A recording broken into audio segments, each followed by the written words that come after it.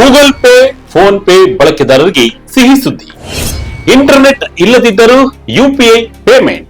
ವೀಕ್ಷಕರೇ, ಕಲ್ಪನೆ ಮಾಡಿಕೊಳ್ಳಿ, ನೀವು ಹಾರಾಡುತ್ತಿರುವ ವಿಮಾನದಲ್ಲಿದ್ದೀರಾ ಅಥವಾ ಭೂಮಿಯ ಆಳದಲ್ಲಿರುವ ಮೆಟ್ರೋ ಸುರಂಗದಲ್ಲಿದ್ದೀರಾ, ಇಲ್ಲವೇ ಯಾವುದೇ ಇಂಟರ್ನೆಟ್ ಸಿಗದಂತ ಜಾಗದಲ್ಲಿದ್ದೀರಾ. ನಿಮ್ಮ ಮೊಬೈಲ್ ನಲ್ಲಿ ಒಂಚೂರು ಇಂಟರ್ನೆಟ್ ಸಿಗ್ನಲ್ ಕೂಡ ಇಲ್ಲ. ಅಂಗಡಿಗಾರನ ಹತ್ತಿರ ಇರುವ ಪೇಮೆಂಟ್ ಮಿಷನ್ ನಲ್ಲೂ ನೆಟ್ವರ್ಕ್ ಇಲ್ಲ. ಇಂತಹ ಸನ್ನಿವೇಶದಲ್ಲಿ ನೀವು ಯುಪಿಐ ಮೂಲಕ ಹಣ ಪಾವತಿಸಲು ಸಾಧ್ಯವೇ ಹೇಳಿ? ಇಷ್ಟು ದಿನ ಇಂಟರ್ನೆಟ್ ಇಲ್ಲದೆ ಯುಪಿಐ ಪೇಮೆಂಟ್ ಅಸಾಧ್ಯ ಅಂದುಕೊಂಡಿದ್ದ ಜಗತ್ತಿಗೆ ಭಾರತದ ರಾಷ್ಟ್ರೀಯ ಪಾವತಿ ನಿಗಮ ಅಂದರೆ ಎನ್ಪಿಸಿಐ ಜಗತ್ತೇ ಬೆರಗಾಗುವಂತಹ ಶಾಕಿಂಗ್ ನೀಡಲು ಸಜ್ಜಾಗಿದೆ. ಹೌದು ವೀಕ್ಷಕರೇ, ಇನ್ನು ಮುಂದೆ ನಿಮ್ಮ ಫೋನ್ ನಲ್ಲೂ ಇಂಟರ್ನೆಟ್ ಬೇಕಾಗಿಲ್ಲ. ಸ್ವತಃ ವ್ಯಾಪಾರಿಯ ಪಿಒಎಸ್ ಮಿಷಿನ್ ನಲ್ಲೂ ನೆಟ್ವರ್ಕ್ ಇರಬೇಕಾಗಿಲ್ಲ. ಆದರೂ ನೀವು ಜಸ್ಟ್ ಫೋನ್ ಅನ್ನ ಆ ಮಿಷನ್ ಗೆ ಟ್ಯಾಪ್ ಮಾಡಿದರೆ ಸಾಕು, ಕ್ಷಣಾರ್ಧದಲ್ಲಿ ಪೇಮೆಂಟ್ ಯಶಸ್ವಿಯಾಗುತ್ತದೆ. ಇದು ಕೇವಲ ಕಲ್ಪನೆಯಲ್ಲ, ಭಾರತದ ಡಿಜಿಟಲ್ ಪಾವತಿ ವ್ಯವಸ್ಥೆಯಲ್ಲಿ ಜಾರಿಗೆ ಬರಲಿರುವ ಜಾಗತಿಕ ಮಟ್ಟದ ಅತಿದೊಡ್ಡ ಕ್ರಾಂತಿ. ಹಾಗಾದ್ರೆ ಇಂಟರ್ನೆಟ್ ಇಲ್ಲದೆ ಹಣ ಪೇ ಮಾಡುವುದು ಹೇಗೆ? ಆಫ್ಲೈನ್ ಯುಪಿಐ ಪಾವತಿ ಹೇಗೆ ಕೆಲಸ ಮಾಡುತ್ತದೆ? ಒಂದು ಬಾರಿಗೆ ಗರಿಷ್ಠ ಎಷ್ಟು ಹಣವನ್ನ ಪಾವತಿಸಬಹುದು? ಎಲ್ಲವನ್ನ ಡೀಟೇಲ್ ಆಗಿ ನೋಡೋಣ ಬನ್ನಿ. ಏನಿದು ಹೊಸ ಆಫ್ಲೈನ್ ಪಿಒಎಸ್ ಯುಪಿಐ ತಂತ್ರಜ್ಞಾನ? ವೀಕ್ಷಕರೇ, ವರದಿ ಪ್ರಕಾರ ಎನ್ಪಿಸಿಐ ಪ್ರಮುಖ ಪಾಯಿಂಟ್ ಆಫ್ ಸೇಲ್ ಅಂದ್ರೆ ಪಿಒಎಸ್ ಮಿಷನ್ ತಯಾರಕ ಕಂಪನಿಗಳಿಗೆ ತನ್ನ ಹೊಸ ಆಫ್ಲೈನ್ ಯುಪಿಐ ತಂತ್ರಜ್ಞಾನವನ್ನ ಪ್ರಮಾಣೀಕರಿಸಲು ಸಿದ್ಧತೆ ನಡೆಸ್ತಾ ಇದೆ. ಸರಳವಾಗಿ ಹೇಳ್ಬೇಕಂದ್ರೆ, ನಾವೆಲ್ಲ ಅಂಗಡಿಗಳಲ್ಲಿ ಅಥವಾ ಸೂಪರ್ ಮಾರ್ಕೆಟ್ಗಳಲ್ಲಿ ಕ್ರೆಡಿಟ್ ಅಥವಾ ಡೆಬಿಟ್ ಕಾರ್ಡ್ ಸ್ವೈಪ್ ಮಾಡಲು ಬಳಸುವ ಆ ಸಣ್ಣ ಮಿಷನ್ ಇದೆಯಲ್ಲ, ಅದನ್ನೇ ಪಿಒಎಸ್ ಟರ್ಮಿನಲ್ ಎನ್ನಲಾಗುತ್ತದೆ. ಈ ಹೊಸ ವ್ಯವಸ್ಥೆಯಲ್ಲಿ ಪಾವತಿ ಹೇಗೆ ನಡೀತದೆ ಗೊತ್ತಾ? ಸ್ಟೆಪ್ 1, ನೀವು ಇಂಟರ್ನೆಟ್ ಸಂಪರ್ಕದಲ್ಲಿ ಇದ್ದಾಗ ನಿಮ್ಮ on device UPI light wallet ಗೆ ಸ್ವಲ್ಪ ಹಣವನ್ನ ಲೋಡ್ ಮಾಡಿಟ್ಟುಕೊಳ್ಬೇಕು. ಸ್ಟೆಪ್ 2, ನೀವು ನೆಟ್ವರ್ಕ್ ಇಲ್ಲದ ಯಾವುದೇ ಸ್ಥಳದಲ್ಲಿದ್ದಾಗ, ಅಂದರೆ ಫ್ಲೈಟ್ ನಲ್ಲಿದ್ದಾಗ, ರೈಲ್ ನಲ್ಲಿ ಪ್ರಯಾಣ ಮಾಡುತ್ತಿದ್ದಾಗ ಅಥವಾ ಮಾಲ್ ನ ಬೇಸ್ಮೆಂಟ್ ನಲ್ಲಿದ್ದಾಗ ಆಫ್ಲೈನ್ ಪಿಒಎಸ್ ಮಿಷನ್ ಗೆ ನಿಮ್ಮ ಎನ್ಎಫ್ಸಿ ಹೊಂದಿರುವ ಸ್ಮಾರ್ಟ್ ಫೋನ್ ಅನ್ನ ಜಸ್ಟ್ ಟ್ಯಾಪ್ ಮಾಡಿದರೆ ಸಾಕು. ಸ್ಟೆಪ್ 3, ಇಲ್ಲಿ ನೀವು ಯಾವುದೇ ಯುಪಿಐ ಪಿನ್ ನಮೂದಿಸುವ ಅಗತ್ಯವಿಲ್ಲ. ಫೋನ್ ಟ್ಯಾಪ್ ಮಾಡಿದ ತಕ್ಷಣವೇ ಪಾವತಿ ಆಫ್ಲೈನ್ ನಲ್ಲಿ ಯಶಸ್ವಿಯಾಗುತ್ತದೆ. ಸ್ಟೆಪ್ 4, ಆ ಪಿಒಎಸ್ ಮಿಷನ್ ತನ್ನ ಮೆಮೊರಿಯಲ್ಲಿ ಈ ಪಾವತಿಯ ಆಥರೈಸೇಷನ್ ಅನ್ನ ಭದ್ರವಾಗಿ ಸ್ಟೋರ್ ಮಾಡಿಟ್ಟುಕೊಳ್ಳುತ್ತದೆ. ಯಾವಾಗ ಆ ಮಿಷನ್ ಗೆ ಇಂಟರ್ನೆಟ್ ಕನೆಕ್ಟಿವಿಟಿ ವಾಪಸ್ ಸಿಗುತ್ತದೆಯೋ ಆಗ ಅದು ಬ್ಯಾಂಕ್ ಸರ್ವರ್ ಗೆ ಮಾಹಿತಿಯನ್ನ ಕಳುಹಿಸಿ ವಹಿವಾಟನ್ನ ಸಂಪೂರ್ಣವಾಗಿ ವೆರಿಫೈ ಮಾಡುತ್ತದೆ. ಯುಪಿಐ ಲೈಟ್ ಎಕ್ಸ್ ಗಿಂತ ಇದು ಹೇಗೆ ಸಂಪೂರ್ಣ ಭಿನ್ನ? ಈಗ ನಿಮ್ಮ ಮನಸ್ಸಿನಲ್ಲಿ ಒಂದು ಪ್ರಶ್ನೆ ಬರಬಹುದು. ಈಗಾಗಲೇ ಎನ್ಪಿಸಿಐ 2023ರಲ್ಲಿ ಯುಪಿಐ ಲೈಟ್ ಎಕ್ಸ್ ತಂದಿತ್ತಲ್ವಾ ಅಂತ. ಮತ್ತೆ ಇದಕ್ಕೂ ಏನು ಸಂಬಂಧ, ಇದಕ್ಕೂ ಏನು ವ್ಯತ್ಯಾಸ ಅಂತ? 2023ರಲ್ಲಿ ಬಂದ ಯುಪಿಐ ಲೈಟ್ ಎಕ್ಸ್ ಮುಖ್ಯವಾಗಿ ಎರಡು ಎನ್ಎಫ್ಸಿ ಫೋನ್ಗಳ ನಡುವೆ ಪಾವತಿ ಮಾಡಲು ಅಥವಾ NFC QR code, sound box ಮತ್ತು ಸ್ಟಿಕ್ಕರ್ ಗಳನ್ನ ಟ್ಯಾಪ್ ಮಾಡಲು ವಿನ್ಯಾಸಗೊಳಿಸಲಾಗಿತ್ತು. ಆದರೆ ಈಗ ಬರಲಿರುವ ಹೊಸ ವ್ಯವಸ್ಥೆಯು ಸಂಪೂರ್ಣವಾಗಿ ಬದಲಾಗಿರುವುದು ಅದರ ಸಾಫ್ಟ್ವೇರ್ ಮತ್ತು ಹಾರ್ಡ್ವೇರ್ ಸ್ವೀಕಾರದಲ್ಲಿ. ಇಷ್ಟು ದಿನ ಸಣ್ಣ ಸಣ್ಣ ಅಂಗಡಿಗಳಲ್ಲಿದ್ದ ಕ್ಯೂಆರ್ ಕೋಡ್ ಗಳಿಗೆ ಮಾತ್ರ ಸೀಮಿತವಾಗಿದ್ದ ಆಫ್ಲೈನ್ ಸೌಲಭ್ಯ ಈಗ ಸರ್ಟಿಫೈಡ್ ಆಗಿರುವ ಸಾಂಪ್ರದಾಯಿಕ ದೊಡ್ಡ ದೊಡ್ಡ ಕಂಪನಿಗಳ ಕಮರ್ಷಿಯಲ್ ಪಿಒಎಸ್ ಟರ್ಮಿನಲ್ ಗಳಿಗೆ ವಿಸ್ತರಿಸ್ತಾ ಇದೆ. ಜೂನ್ 2026ರಲ್ಲಿ ಎನ್ಪಿಸಿಐ ತನ್ನ ಬ್ರಾಂಡಿಂಗ್ ಗೈಡ್ಲೈನ್ಸ್ ನಲ್ಲಿ ಎನ್ಎಫ್ಸಿ ಹೊಂದಿರುವ ಕ್ಯೂಆರ್ ಕೋಡ್ ಹಾಗೂ ಸೌಂಡ್ ಬಾಕ್ಸ್ ಗಳಲ್ಲಿ scan or tap to pay design specification ಬಿಡುಗಡೆ ಮಾಡಿತ್ತು. ಆದರೆ ಈಗ ಸಣ್ಣ ಹಾಗೂ ಬೃಹತ್ ವ್ಯಾಪಾರಿಗಳ ಪಿಒಎಸ್ ಮಿಷನ್ ಗಳಿಗೂ ಇದನ್ನ ಅಳವಡಿಸುತ್ತಿರುವುದು ಜಾಗತಿಕ ಮಟ್ಟದ ಅತಿ ದೊಡ್ಡ ಹೆಜ್ಜೆಯಾಗಿದೆ. ವಿಮಾನ ಸುರಂಗಗಳಲ್ಲಿ ಭರ್ಜರಿ ಯಶಸ್ಸು, ಸಣ್ಣ ವ್ಯಾಪಾರಿಗಳಿಗೂ ಸಿಗಲಿದೆ ನಿರಾಳ. ವೀಕ್ಷಕರೇ, ಈ ತಂತ್ರಜ್ಞಾನ ಎಲ್ಲೆಲ್ಲಿ ಅತ್ಯಂತ ಉಪಯುಕ್ತವಾಗಲಿದೆ ಗೊತ್ತಾ?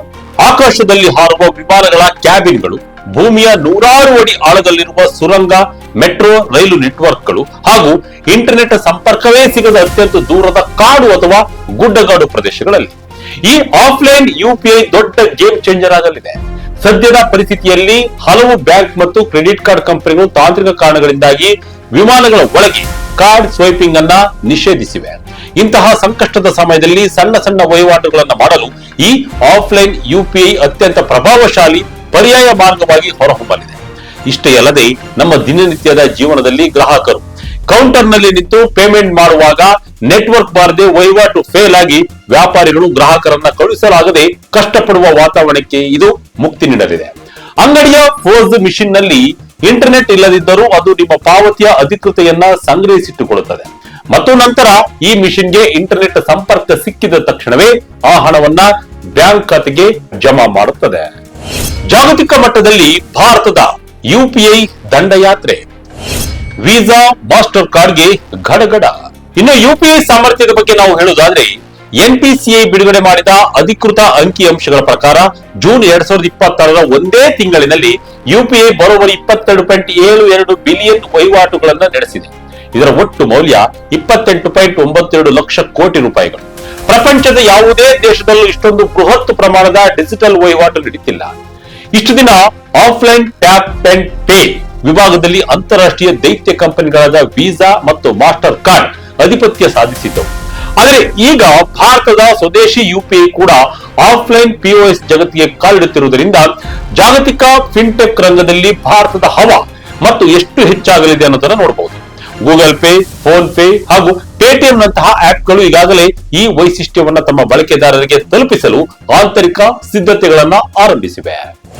ಆರ್ಬಿಐ ನಿಯಮ 2000 ಮಿತಿಯ ಗೊಂದಲವೇನು? ವೀಕ್ಷಕರೇ, ಇಲ್ಲಿ ಅತ್ಯಂತ ಕುತೂಹಲಕಾರಿ ವಿಷಯ ಏನಂದ್ರೆ, ಈ ಹೊಸ ವ್ಯವಸ್ಥೆಯಲ್ಲಿ ಪಾವತಿಸಬಹುದಾದ ಹಣದ ಮಿತಿ. ವರದಿಗಳ ಪ್ರಕಾರ ಆಫ್ಲೈನ್ ಪಿಒಎಸ್ ಟರ್ಮಿನಲ್ ಪ್ರತಿ ವಹಿವಾಟಿಗೆ ಗರಿಷ್ಠ 2000 ರೂಪಾಯಿವರೆಗೆ ಪಾವತಿಸಲು ಅವಕಾಶವನ್ನು ನೀಡಲಾಗುತ್ತದೆ. ಆದರೆ ಪ್ರಸ್ತುತ ಚಾಲ್ತಿಯಲ್ಲಿರುವ ರಿಸರ್ವ್ ಬ್ಯಾಂಕ್ ಆಫ್ ಇಂಡಿಯಾ ನಿಯಮಗಳಿಗೂ ಇದಕ್ಕೂ ಕೆಲವು ವ್ಯತ್ಯಾಸಗಳಿವೆ. ಆರ್ಬಿಐ ಆಫ್ಲೈನ್ ನಿಯಮ 2022-2024 ಸಾಮಾನ್ಯ ಆಫ್ಲೈನ್ ಡಿಜಿಟಲ್ ಪಾವತಿಗೆ ತಲಾ 500 ಹಾಗೂ ಒಟ್ಟು ಆಫ್ಲೈನ್ ಮಿತಿಗೆ 2000 ನಿಗದಿಪಡಿಸಲಾಗಿತ್ತು. ಆರ್ಬಿಐ ಯುಪಿಐ ಲೈಟ್ ನಿಯಮ ಪ್ರತಿ ವಹಿವಾಟಿಗೆ 1000 ಮತ್ತು ವ್ಯಾಲೆಟ್ಗಳಲ್ಲಿ ಗರಿಷ್ಠ 5000 ಇಡಲು ಅವಕಾಶವಿದೆ. ಇನ್ನು 2026ರಲ್ಲಿ ಬಿಡುಗಡೆಯಾದ ಆರ್ಬಿಐನ ರಾಷ್ಟ್ರೀಯ ಹಣಕಾಸು ಸೇರ್ಪಡೆ ತಂತ್ರಜ್ಞಾನ ವರದಿಯಲ್ಲಿ ಯುಪಿಐ ಲೈಟ್ ಎಕ್ಸ್ಗೆ 500 ಟ್ರಾನ್ಸಾಕ್ಷನ್ ಲಿಮಿಟ್, 4000 ದಿನನಿತ್ಯದ ಲಿಮಿಟ್ ಮತ್ತು 2000 ವ್ಯಾಲೆಟ್ ಬ್ಯಾಲೆನ್ಸ್ ಮಿತಿ ನೀಡಲಾಗಿದೆ. ಆದರೆ ಈಗ ಎನ್ಪಿಸಿಐ ಅಭಿವೃದ್ಧಿಪಡಿಸುತ್ತಿರುವ ಪಿಒಎಸ್ ಆಫ್ಲೈನ್ ಸಿಸ್ಟಮ್ ನಲ್ಲಿ ನೇರವಾಗಿ ಒಂದೇ ಪಾವತಿಗೆ 2000 ಮಿತಿ ನೀಡಲಾಗುತ್ತಿದೆ ಎಂದು ವರದಿಯಾಗಿದೆ. ಈ ಹೊಸ ಮಿತಿಯು ಹಾಲಿ ಆರ್ಬಿಐ ಫ್ರೇಮ್ ವರ್ಕ್ ನೊಂದಿಗೆ ಹೇಗೆ ಹೊಂದಾಣಿಕೆಯಾಗಲಿದೆ ಎಂಬುದಕ್ಕೆ ಎನ್ಪಿಸಿಐ ಶೀಘ್ರದಲ್ಲೇ ಅಧಿಕೃತ ಆಪರೇಟಿಂಗ್ ರೂಲ್ಸ್ ಅನ್ನ ಬಿಡುಗಡೆ ಮಾಡಲಿದೆ. ಸುರಕ್ಷತೆ ಹೇಗಿರಲಿದೆ ಗೊತ್ತಾ? ಗ್ರಾಹಕರ ಹಣಕ್ಕೆ 100% ಸೆಕ್ಯೂರಿಟಿ. ಇನ್ನು ಆಫ್ಲೈನ್ ನಲ್ಲಿ ಪಿನ್ ಇಲ್ಲದೆ ಹಣ ಕಟ್ ಆಗುವುದಾದರೆ ಭದ್ರತೆ ಕತೆ ಏನು? ವಂಚನೆ ನಡೆಯುವುದಿಲ್ಲವೇ ಎಂಬ ಆತಂಕ ನಿಮಗಿರಬಹುದು. ಆದರೆ ಆರ್ಬಿಐ ನಿಯಮಗಳ ಪ್ರಕಾರ ಆಫ್ಲೈನ್ ಪಾವತಿಗೆ ಗ್ರಾಹಕರ ಸ್ಪಷ್ಟ ಸಮ್ಮತಿ ಇರಬೇಕು. ಪಾವತಿಯ ಸಮಯದಲ್ಲಿ ಪಿನ್ ಬೇಕಿಲ್ಲದಿದ್ದರೂ ನಿಮ್ಮ ವ್ಯಾಲೆಟ್ ನಲ್ಲಿ ನೀವು ಮುಂಚಿತವಾಗಿ ಲೋಡ್ ಮಾಡಿಟ್ಟ ಹಣದಿಂದ ಮಾತ್ರ ಕಟ್ ಆಗುತ್ತದೆ. ಅಲ್ಲದೆ ನೆಟ್ವರ್ಕ್ ಸಿಕ್ಕಿದ ತಕ್ಷಣವೇ ಬ್ಯಾಂಕ್ಗಳು ಗ್ರಾಹಕರಿಗೆ ಮೆಸೇಜ್ ಕಳಿಸುವುದು ಕಡ್ಡಾಯ. ಒಂದು ವೇಳೆ ವ್ಯಾಪಾರಿಯ ಕಡೆಯಿಂದ ಅಥವಾ ತಾಂತ್ರಿಕ ಲೋಪದಿಂದ ಏನಾದರೂ ಭದ್ರತಾ ಸಮಸ್ಯೆ ಆದರೆ ಅದಕ್ಕೆ ಪಾವತಿ ಸ್ವೀಕರಿಸಿದ ಸಂಸ್ಥೆಯೇ ಸಂಪೂರ್ಣ ಹೊಣೆಯಾಗುತ್ತೆ. ಅಷ್ಟೇ ಅಲ್ಲ, ಗ್ರಾಹಕರಿಗೆ ತೊಂದರೆಯಾದರೆ ಆರ್ಬಿಐನ ಒಂಬುಡ್ಸ್ಮನ್ಗೆ ದೂರು ನೀಡುವ ಪೂರ್ಣ ಹಕ್ಕು ಕೂಡ ಇರಲಿದೆ.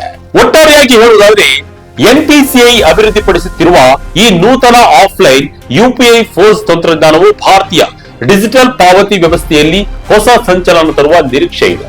ಇಂಟರ್ನೆಟ್ ಸಿಗ್ನಲ್ ಇಲ್ಲದ ಮೆಟ್ರೋ ಸುರಂಗಗಳು, ವಿಮಾನ ಪ್ರಯಾಣ ಅಥವಾ ದೂರದ ಗುಡ್ಡಗಾಡು ಪ್ರದೇಶಗಳಲ್ಲೂ ಸರಾಗವಾಗಿ ನಗದು ರಹಿತ ವಹಿವಾಟು ನಡೆಸಲು ಇದು ಗ್ರಾಹಕರಿಗೆ ಮತ್ತು ವ್ಯಾಪಾರಿಗಳಿಗೆ ನೆರವಾಗಲಿದೆ. ಆರ್ಬಿಐ ನಿಯಮಾವಳಿಗಳ ಅನ್ವಯ ಸೂಕ್ತ ಸುರಕ್ಷತಾ ಕ್ರಮಗಳು ಮತ್ತು ಆರ್ಥಿಕ ಮಿತಿಗಳೊಂದಿಗೆ ಜಾರಿಗೆ ಬರಲಿರುವ ಈ ವ್ಯವಸ್ಥೆಯು ಭವಿಷ್ಯದ ಆರ್ಥಿಕತೆಗೆ ದಾರಿದೀಪವಾಗಲಿದೆ. ನೆಟ್ವರ್ಕ್ ಸಮಸ್ಯೆಗಳಿಂದ ಪಾವತಿಗಳು ವಿಫಲವಾಗುವ ತೊಂದರೆಗೆ ಇದರಿಂದ ಶಾಶ್ವತ ಪರಿಹಾರ ಸಿಗಲಿದೆ.